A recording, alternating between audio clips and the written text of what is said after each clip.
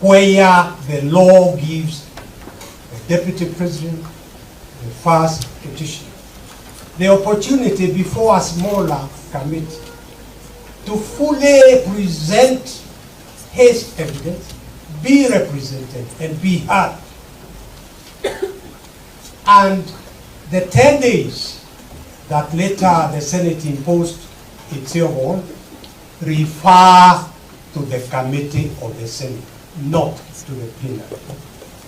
Lord, paragraph 9, hearing before the Senate commenced a schedule on 16th of October 2024, when the Honorable Mwengi Mutuse's evidence was fully discredited in cross-examination. In this Honorable Court, you'll be taken through all that, my learned friends here. Number 10, paragraph 10, on 17th of October 2024, that was on the second day of the hearing, the Senate allocated the Deputy President 2 hours to present his case. You will see, and you will be addressed, my lords, the fact that somehow the National Assembly was allocated 3 hours. Yet, the person that was being impeached was the Deputy President, not the National Assembly. Lord, all this and many more is evidence of clear bias on the part of the National Assembly, despite, on the part of the Senate, despite the Senate being presided, and I must state this, by a speaker who I personally have the highest regard for as a professional.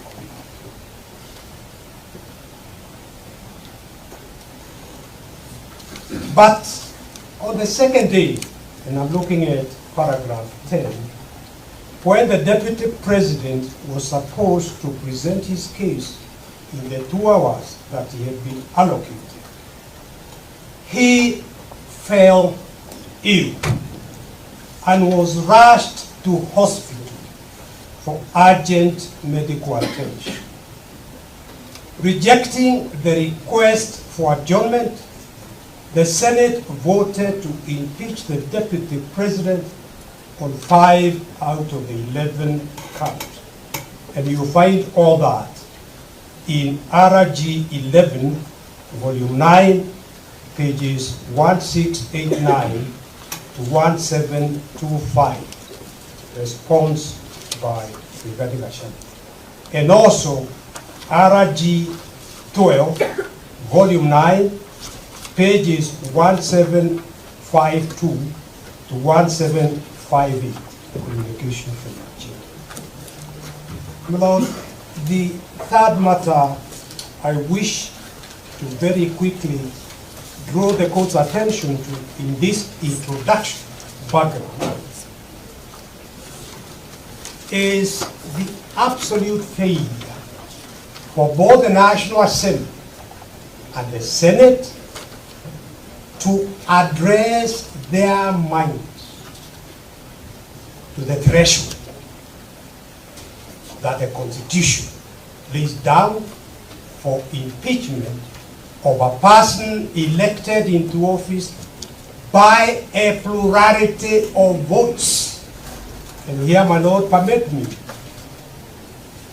to draw the court's attention to the fundamental distinction between presidential systems of government and parliamentary systems of government. In a parliamentary system of government, members of parliament are entitled and have the right to kick the Prime Minister out of office simply by passing a no confidence resolution. No one can question the members of parliament why they had lost confidence in the Prime Minister. There are many examples of parliamentary system. England is a parliamentary system. India is a parliamentary system. And in fact, although in South Africa they call their CEO president. It's actually a parliamentary system because the president of South Africa is elected not by a plurality of votes, but by votes, a majority of votes. So that distinction is important. The people of Kenya decided in August 2010 that they wanted to give unto themselves a pure presidential system. Therefore, it is not the case under our constitution that members of the National Assembly can vote and christen their resolution that they are breaches of the constitution, and you will be addressing this fully, when in truth what they were doing was simply to say we have the numbers, passing a vote of no confidence, not violation of the constitution. That is not what is permitted in our constitution. And my Lord, if you look at paragraph 1 of our written submission, this is important. An impeachment is an important remedy, but one of last resort. In other words, there must be no other way of dealing with the person being impeached. One of last resort. Let me pause here to emphasize, in the National Cohesion Act, currently headed by my friend Reverend Court,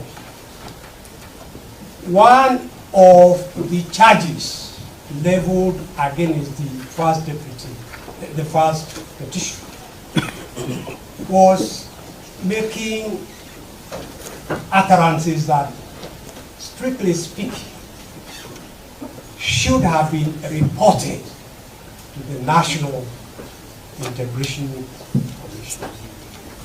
If impeachment is a last resort, why was the deputy president being rushed to impeachment on matters in respect of which he could have been taken to that National Cohesion Commission and even prosecuted?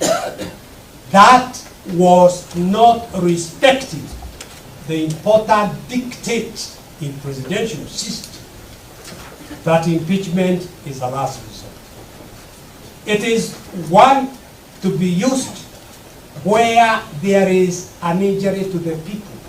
Why is that? Because in a presidential system, it is the people themselves, through a plurality of their votes, who elect both the president and the deputy president. The remedy should be limited to only the gravest political wrong. This is because the person to be removed from office came to that office through a popular mandate. The will of the people should therefore not be overturned